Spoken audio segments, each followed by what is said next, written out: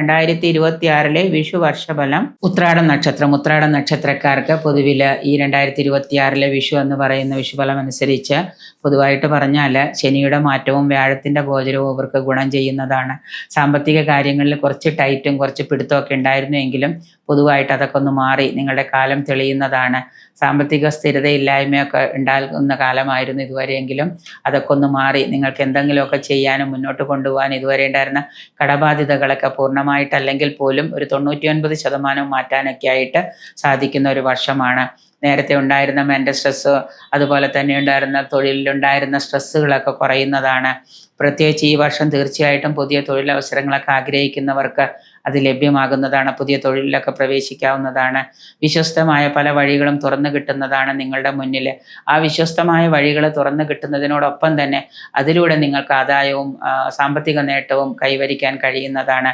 നിങ്ങൾ ആത്മവിശ്വാസത്തോടു കൂടി അതിനെ കണ്ടുകൊണ്ട് കർമ്മരംഗത്ത് മുന്നോട്ട് പോയാൽ ധാരാളം നേട്ടങ്ങൾ നിങ്ങൾക്ക് കൈവരിക്കാൻ കഴിയും.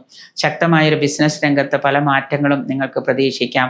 ഉത്തരവാദിത്തങ്ങൾ കുടുംബത്തിലായാലും അതുപോലെ കർമ്മരംഗത്തായാലും വർദ്ധിക്കുന്നതാണ്. വ്യാപാര വ്യവസായികൾ ഏപ്രിൽ മുതൽ സാമ്പത്തിക കാര്യങ്ങളിൽ ഉയർച്ച അനുഭവപ്പെടുകയും അതുപോലെ തന്നെ ചിലവുകളും വർദ്ധിക്കുന്ന ഒരു കാലം. സാമ്പത്തിക വ്യയം നല്ലതുപോലെ വന്നു ഭവിക്കുന്നതാണ്. അതുകൊണ്ട് ഈ വർഷാവസാനം നിങ്ങളുടെ പ്രവർത്തനങ്ങളിൽ സാമ്പത്തിക ബാധ്യത വരാതിരിക്കാൻ പ്രത്യേകം നോക്കുക. സർക്കാരിൻ്റെ ഭാഗത്തു നിന്ന് പല എതിർപ്പുകളും പല പ്രശ്നങ്ങളും നിങ്ങൾക്ക് നേരിടേണ്ടതായിട്ട് വരുന്നുണ്ട് ബിസിനസ്സുകാർക്ക്. അതുകൊണ്ട് അതിനെയൊക്കെ നിങ്ങൾ ഒരു പരിധിവരെ മാറ്റിവെക്കാൻ ശ്രമിക്കുന്നത് നന്നായിരിക്കും.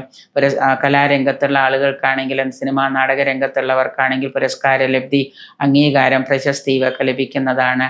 പുണ്യതീർത്ഥ യാത്രകളൊക്കെ ചെയ്യാൻ അവസരങ്ങൾ വരുന്നുണ്ട്. പുണ്യതീർത്ഥ യാത്രകൾ കുടുംബസമേതം ചെയ്യാനായിട്ട് യോഗം കാണുന്നുണ്ട്. കോടതി കേസ് ഇങ്ങനെയുള്ള വ്യവഹാരങ്ങളൊക്കെ ഉള്ളവർക്ക് അതിൽ വിജയം കൈവരുന്നതാണ്. നിങ്ങളുടെ ബന്ധുക്കളുമായിട്ടുള്ള സഹായത്തോടുകൂടി, ബന്ധുമിത്രാദികളുടെ സഹായത്തോടുകൂടി പല കാര്യങ്ങളും നേരത്തെ ചെയ്തു വച്ചിട്ടുണ്ടെങ്കിലും അവരുമായിട്ട് ഇപ്പോൾ ഒരു ചെറിയ ഒരു കലഹത്തിനോ അവരുടെ അപ്രീതിക്കോ ഒക്കെ കാര്യങ്ങൾക്കൊക്കെ വഴിവെക്കുന്ന പല കാര്യങ്ങളും സംസാരങ്ങളും ഒക്കെ വന്നു ചേരാം. അതുകൊണ്ട് ബന്ധുമിത്രാദികളുമായിട്ടുള്ള ആ ഒരു അകൽച്ച നിങ്ങളൊന്ന് ശ്രദ്ധിക്കുന്നത് നന്നായിരിക്കും.